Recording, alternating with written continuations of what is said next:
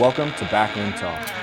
Well guys, welcome to another episode of Backroom Talk. I am Georgia here with Carl today, and we're going to be talking about simplicity. Yeah, because we're always seeking to know more. We think more information is better, but we don't often sit and think, what am I doing with that information? Yeah. How do we check ourselves? It's knowing what you know. Same token, know what you don't know.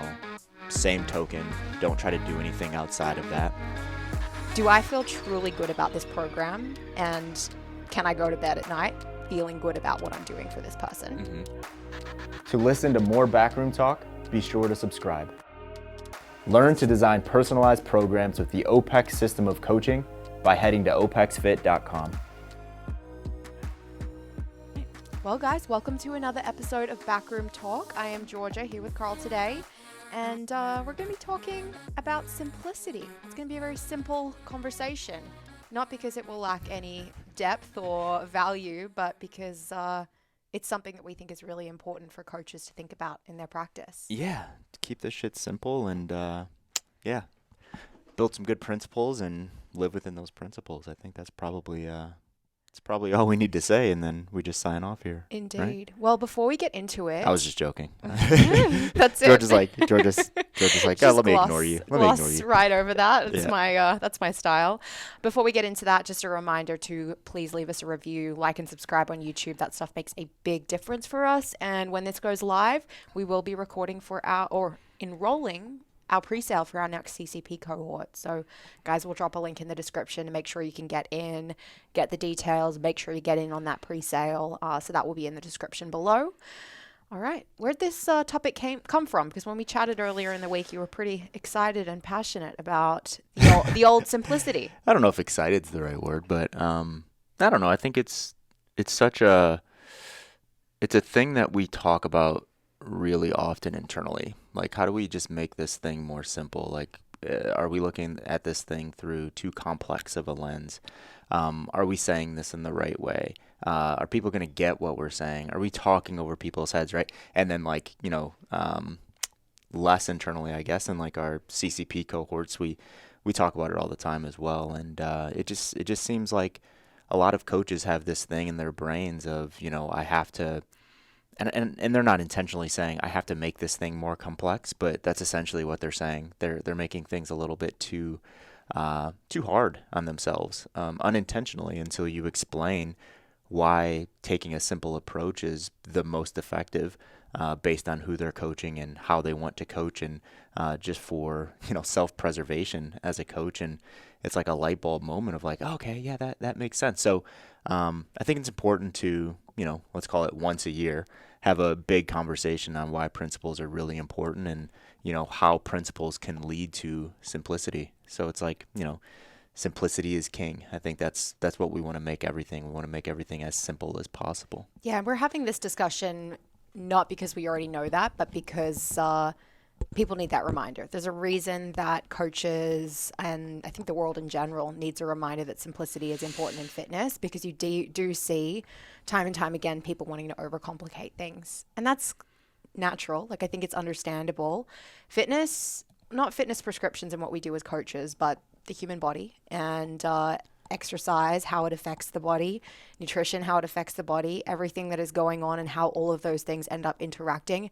It is really complex at a level that most of us will never understand, that no one truly understands. There is always new research and, new data coming out that show oftentimes, competing ideas around how we respond to fitness prescriptions. So I get it. Like, I understand why the tendency for so many coaches is to be like, I have to understand everything if I'm going to be the most effective coach. Yep. It makes sense. Yeah. And the funny thing is, even hitting on research, it's very interesting, right? Like, reading through research on a weekly basis, it's like, there's always something to learn there. But when's the last time you've read through research that's been truly groundbreaking? Like, real question. Like, when's the last time that you've read an article and you're like, this changes my view on everything? I don't feel like I've had that experience in recent years. And in part, it's because we have a solid base of principles, Carl. And oftentimes research is nice because it confirms those principles. Occasionally, And I can't think of one off the top of my head. Occasionally it'll contradict it and makes you rethink. And I certainly went through that evolution early on as a coach before I had a good set of principles. But now it's really, research for me is like, I don't want to say it's confirming ideas I already have, but it's helping me understand the why behind those principles and those ideas a little bit better. Yeah, it is a lot of confirmation, and I will say that I've never experienced that. I've never read something that wasn't the first time I was being introduced to that thing. Like, obviously when you learn something net new, it's groundbreaking for you as a coach, but I've never had the experience where I read through a research article and I'm like, this changes my views on everything. Not that I know everything, right? Because if I'm learning that thing for the first time, it is groundbreaking for me, but something that I thought to be true and was like, yeah, this is definitely it, right? I've never read a research article that has totally changed my mind on those things. It's opened my eyes, and it's challenged those thoughts.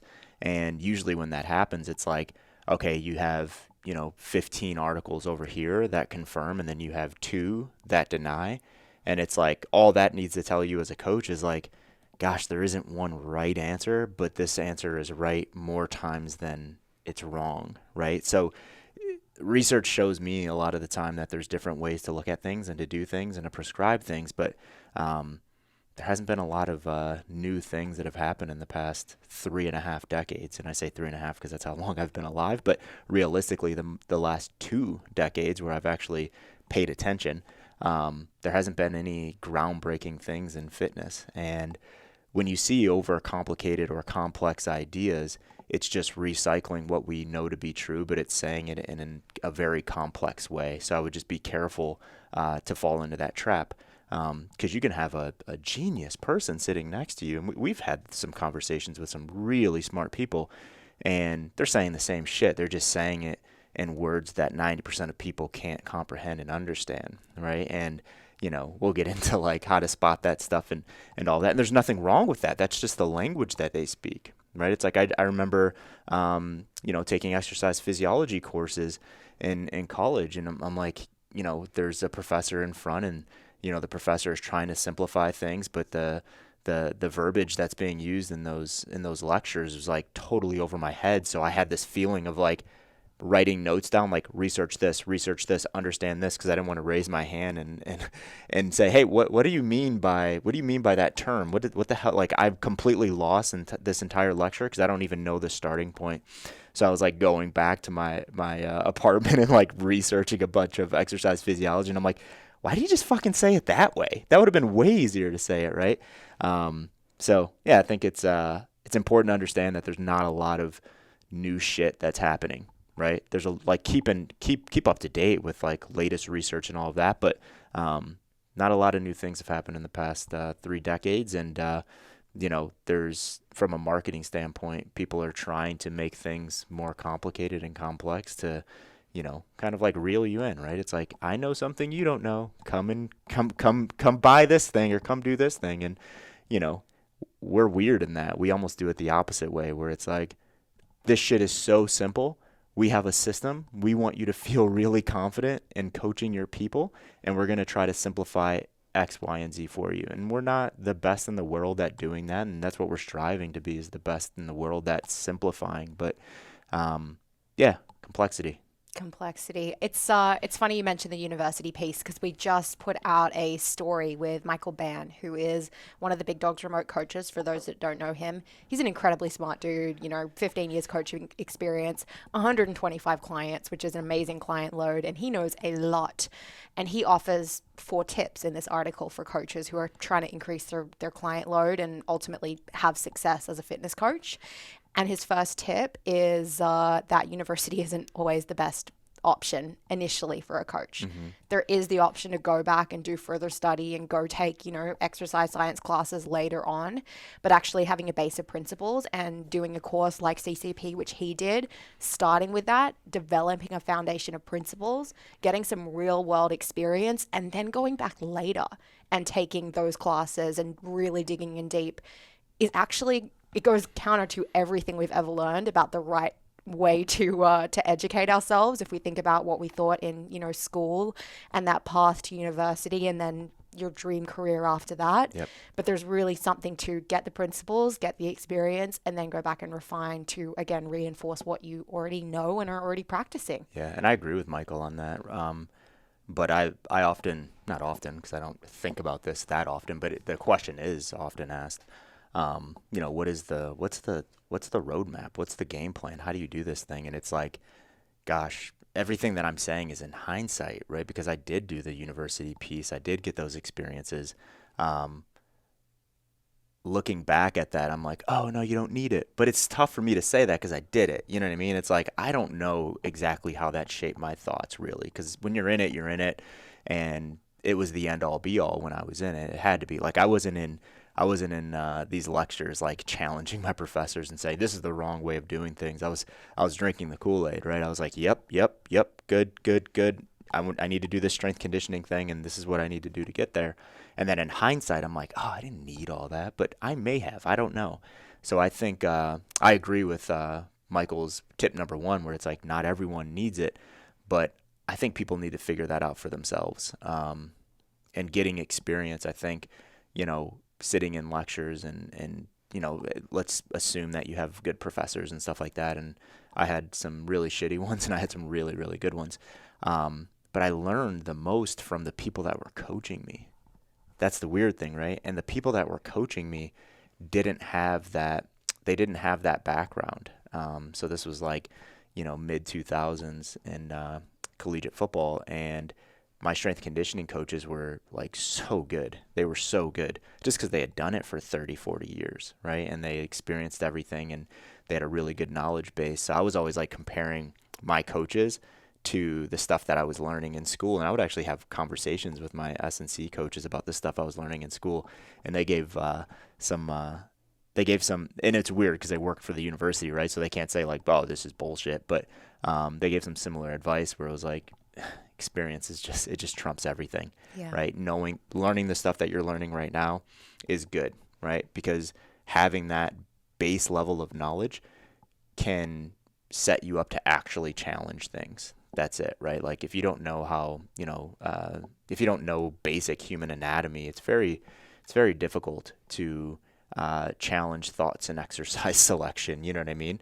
Like I don't think you can just go solely based on your own experiences and the 10 clients that you coached, because remember that N equals 1 thing, and we need to have like a good base level of principles understood to feel comfortable coaching thousands and thousands and understanding you're going to have to shift here and shift there.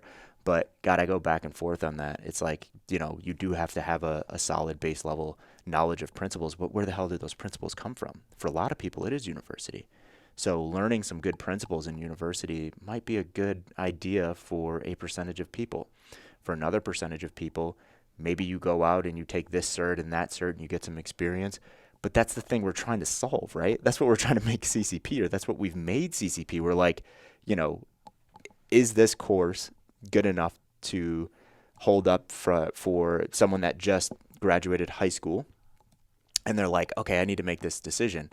I want to go to, and I'm not like bashing community college, but it's just shorter term, right? I want to go to a 2-year community college and learn some like really good things in exercise physiology because I want to coach people, or I want to take CCP. It's like, what do we tell people in that scenario, right? Obviously, you have to make your own decision. But if coaching is what you want to do, get into CCP right now. Don't not go to college. Like you can do some college and you can also do CCP, right? So we're not telling people to like totally nix the whole idea of post-secondary education. But if coaching is what you want to do, take CCP, right? And like I don't want to make this like a fucking sales podcast, but we have to speak from where we're from our point of view right now, honestly. And when we start to think about and we have these conversations a lot, who are the best fits for CCP, right? And we talk about like coaches that, finish their final projects, and we reflect back on like them coming in, like you guys putting them in the program and them going through and them ending up the last few calls with me. And I'm just like, this person was a rock star, right? They were awesome. This person was great. They were super engaged. James comes back and he's like, this final project is legit. Like, this is one of the best final projects I've ever seen. And James has probably said that 15 times over the past 2 years. And that just tells you, like, we're putting in some really good coaches. But a lot of those people that are ending up like, this is the best, they have zero experience coming into this. Yeah. They came in with a blank slate. They're coming in, they're like, hey, teach me the principles. I'm all in, and I want to implement it based on how James is talking those first 9 weeks, 8 weeks of the cohort, and then I want to start to implement it toward the end there. And those are the ones that come out, and we're just like, gosh, we got to follow that coach because they're going to do some really special things. I don't know how I got on that tangent, but I think it was like the education thing. Yeah. It depends on where you get your principles from. And that's what we're trying to do is we're trying to give really good principles and make this thing really simple for all coaches. Definitely. Just on a, like, I guess, personal note, my background was not in exercise science or anything related to fitness. I studied international relations and securities. I had coaching experience for 5+ years before going into CCP, but CCP was that for me. It was like trade school for coaching. And where I was weak was lacking the ability to challenge ideas prior to CCP. And where I have to do more work now, even on the back end of CCP, is in that, okay, let's go back, let's look at the science so that I can really make sure I feel really good about this principle. And it is exactly that. It's confirming, what I know and what I learned in that course. So I don't think that you need, tertiary education in fitness to be a successful coach. But I do think that number one, you need principles. And then number two, if you don't have that background, you need to be prepared to do a little bit of extra work and a little bit of your own research just to make sure you really understand the why behind those principles. Yeah, I think if you have an open mind and you really care about people, possibilities are endless. Because if you have those two things, if you have that open mind, you're willing to learn new things, right? So you're willing to put more principles inside of your toolbox. And if you really care about people, you actually care about the outcome of what they're getting from you, right? So you're not just like, that's another client, that's another X amount of dollars, I'm good to go, I need to get this many more clients. Like, you actually care about that client and why they're in front of you, and you want to build a relationship with them. So yeah, having an open mind and caring about people is super important. Yeah. Well, let's change pace a little bit and talk about why we think some coaches lean on complexity. Like, what is it that makes people go to the, and I'm going to call this one out, the snatch grip deadlift, where you're holding onto the plates at the end of the bar and doing it at a deficit. Yeah. And probably with a band and some chains as well. Yeah, it's that like, look at me, look what I'm doing over here. I'm different, right? It's fucking weird, right? It's weird. And, behind the scenes, you and I have had this, like, we've had a couple social media conversations where I'm just like, God, I fucking hate social media, right? But it's like, I'm on it, you know what I mean? And like, I try to act a certain way on it, and that way is just the way that I act in real life. And not everyone is like that. And I'm not saying that's like the way to do it, but it's this whole idea of social media, it is a platform of like, hey, look at me. That's what it is. And sometimes that, hey, look at me, is really helping people. So I get that. But 99.99999% of the time, it's not helping people. It's like, look at me, I want attention. I was listening to a Mark Bell podcast this morning with Joel Seedman, and Mike Israetel. They were debating, like, it was like kid gloves, because Seedman was like, Mike, you're the nicest guy in the world, I love you. It's like, take it easy on me type thing. And he literally said in that thing, gosh, I forgot his exact words, but he's like, yeah, I put a bunch of shit on social media, but I do that for attention. He's like, I do it because I feel like what I can offer people helps them, right? Like, I want people to come and ask more questions, and I want to have more conversations, and I want to coach them, or I want to sell them this program. So I'm doing that, like, hey, look at me. I'm doing that on purpose. So I'm using these absolutely ridiculous. He didn't call them absolutely ridiculous. He said they're right for the right person. Cool. I get it. He's the one that did the pinch grip, snatch grip. Okay. Yeah. So he's, and I think he did an okay job on this podcast explaining himself, but it has to open people's eyes. And he's just like, hey, I do all this outlandish shit just to get attention, right? My social media following would not be big if I didn't do those. So he's telling the fucking truth. That's at least he told the truth. Definitely. And he's like, 80% of everything that I do is basics. He's like, I stick to principles. I do squat, I bench, I deadlift. I build a really good base of strength before I do any of that stuff. When people hire me, they're like, well, Joel, why aren't we doing the shit that you're doing on Instagram? He's like, whoa. Like, we need to build years and years of, the bench, the squat, the deadlift, landing, jumping, blah, blah, blah, before we can do any of that stuff. And they're like, fuck, well, you bamboozled me, right? But he admits it. So, why do coaches lean on complexity? I don't think every coach out there follows the Joel Seedman route. But the guy's a genius in marketing, right? Like in social media marketing, he's a genius. The guy's like in men's health, men's fitness, like doing a bunch of wacky shit. And people are like, we need to know what this guy knows. And he's surely a smart dude, but he's putting out there some weird shit that we're having conversations with coaches about, not to him specifically, but that type of stuff. We have to talk coaches down and tell them like, hey, don't worry about that stuff. Don't do that stuff. You don't have to hold a kettlebell here and do this and do that and make every exercise the most nuanced thing in the world. So, I mean, it kind of pisses me off because we're the ones that have to clean that shit up, right? So it's like, if you're going to say that on this podcast, say that in your posts as well, right? Have a fucking disclaimer where you're like, this is not for 99% of the population. I'm just doing this to show you some complex ideas with pro athletes that I'm working with. So I didn't mean to be that aggressive on that, but yeah, it does kind of get annoying when we have to constantly, every cohort, guys, keep it simple. Don't worry about what you see on social media. Turn it off. Like, don't worry about it. Do some good motor control into strength endurance, and then think about max contractions, and then think about complex movements. So yeah, I think a lot of coaches lean on complexity just to get attention. Yeah, I think there's good and bad intentions behind using complexity, and the bad intentions are when it's used as a marketing tool and it does kind of bamboozle someone's audience into thinking things are way harder than they need to be. Mm-hmm. And again, he said that publicly. That's cool. I love the idea of a disclaimer. I think we're in a world that social media is here to stay. People doing that stuff in all realms, not just in fitness, like that's not going anywhere. So there does need to be some like personal responsibility and almost education on the front end for the consumer or the coach as to how do I see through this stuff? Like and I know we're going to talk a little bit about that, but how do I see past the bells and the whistles and the fancy shit and get at what really matters and make sure that that's not what's influencing me? Because you do have coaches that have good intentions and they really want to help people, and they see someone like Sigmund who's incredibly successful and they think he's successful because of that. His clients are NFL athletes and at the highest level because of these things, not despite of them or what else is going on in the program. So those good intentioned coaches are seeing what other people they admire are doing, and they're thinking that is what I need to do in my programs. And then you see this like regurgitating of fancy, crazy exercise selection that makes no sense at all, doesn't help anyone at all.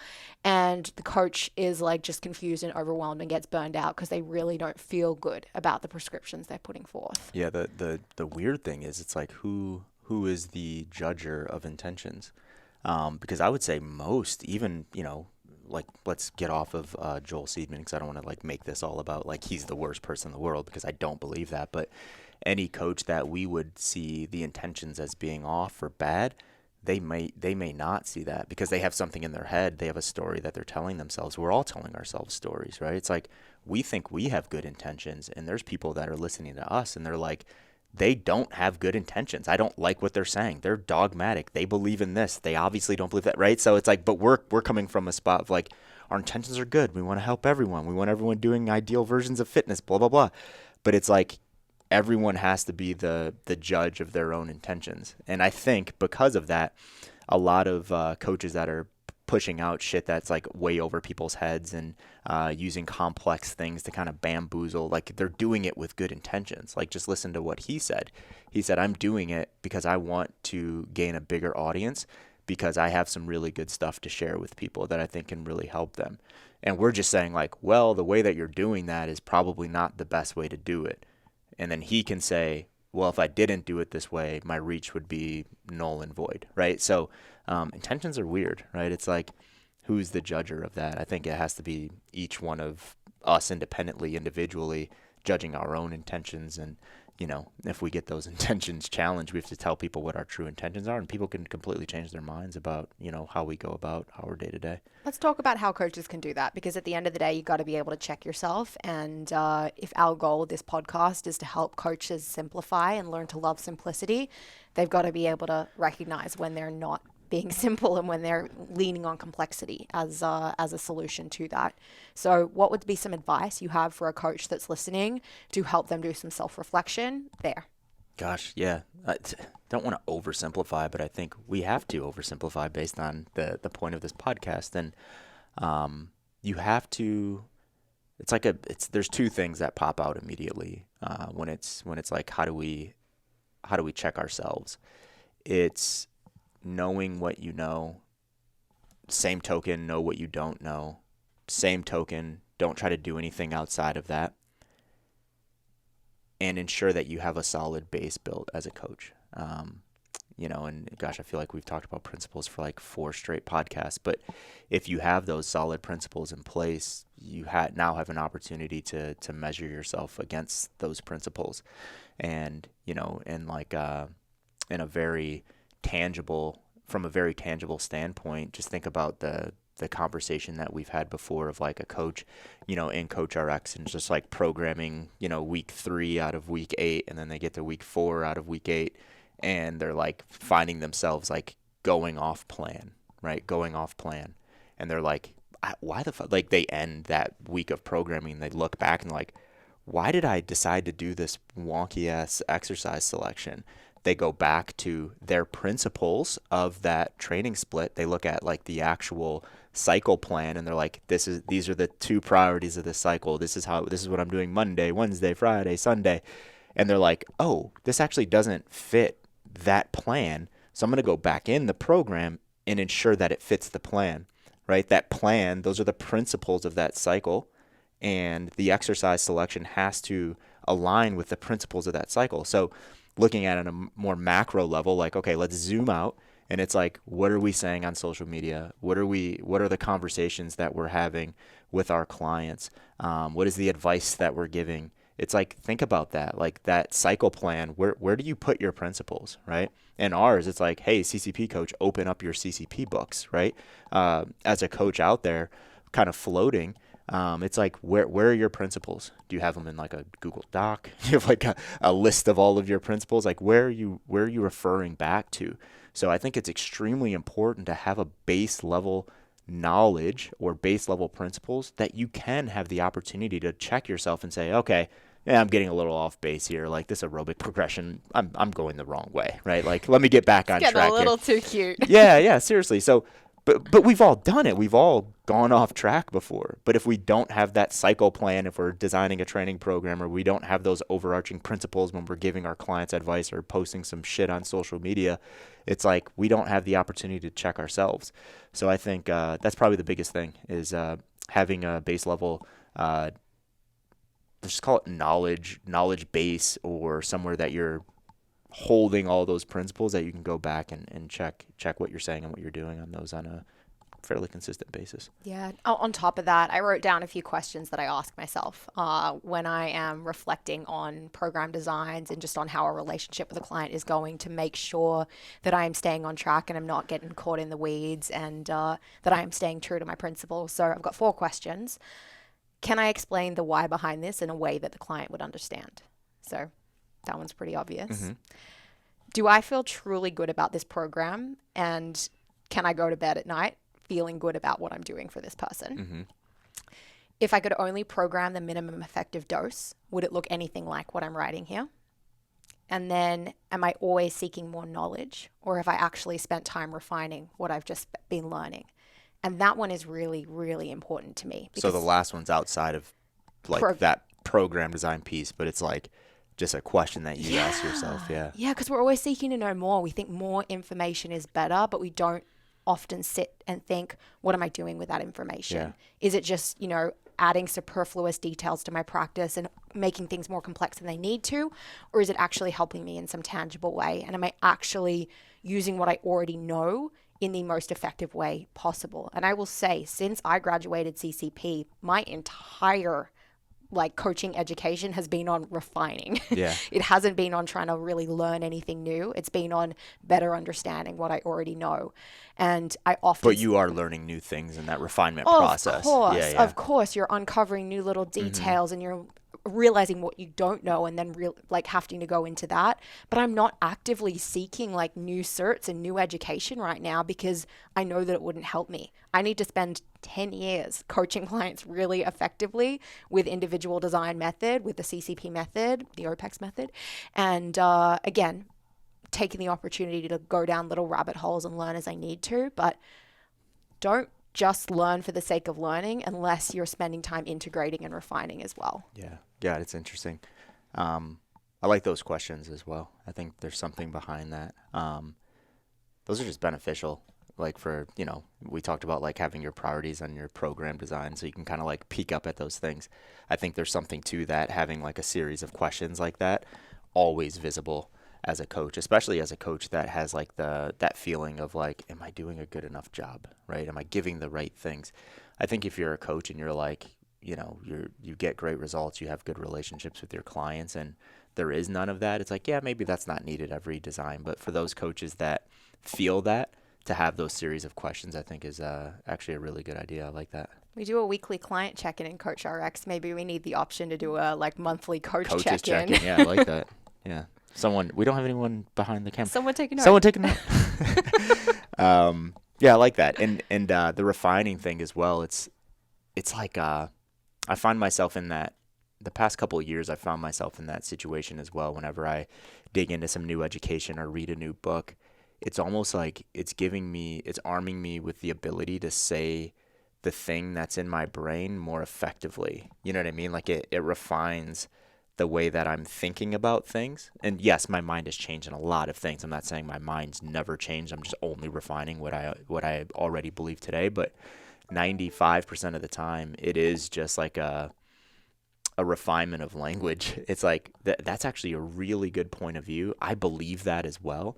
That's because I now have that point of view. I can now elaborate on the way that I feel about, X, Y, and Z more effectively. So there's refining in like your coaching practice, and then there's just refining in your day-to-day life. And I think that's what those lifelong learners are always searching for. It's just like, I just want to like refine, like get a better grasp of what I already understand. Because we understand a lot of things as humans, but we don't understand them deeply, right?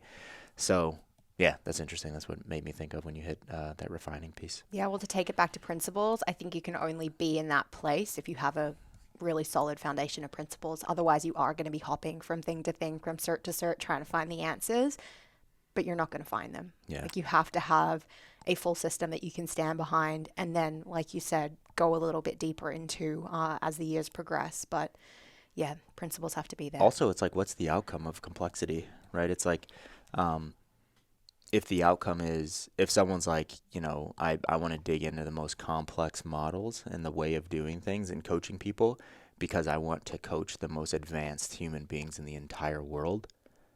Yep, go ahead and do it. I get it, right? Like that's actually like you should probably do that. But if you're like, God, I just want to have a really successful coaching business. The avatar of the client that I want to coach is, someone that just wants to look good and feel good. It's like, why do you need to understand the most complex models in the world? You just don't need to. You're not even going to apply that stuff. So I do think there's always that, little devil on someone's shoulder. It's like, you don't know enough. You don't know enough. You don't know. And they actually do. They're like, yeah, I actually do know enough, right? Like I know enough to coach the people that I want to coach, and I'm seeing great results, and I'm going to continue to follow that Georgia method of refining, and utilizing the stuff that I know. And I can actually do that for a very long time and create a very successful business behind that. And, maybe I get to the spot 20 years down the road where I want to start teaching people.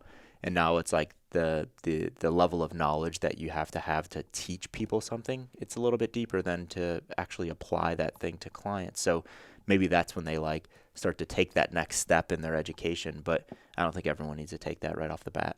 Yeah, I think for the coach that finds themselves feeling a little lack of confidence and getting caught up in the fancy stuff they see other people doing and feeling like they don't know enough, number one piece of advice would be just stop looking at what other people are doing, reflect on what you know and the successes or failures you're seeing from that, and let that guide what you need to go and learn. Because at the end of the day, it's what's happening with your clients that matters the most, not what you're seeing out there on social media. Yep. And then, sorry, I keep going back to your questions. The one on, can I explain, it was something like, can I explain this in a way that my client would understand? That's the one. That's the one, right? So even if it wasn't your client, if it was someone that was looking over your shoulder and they're like, why are you doing this?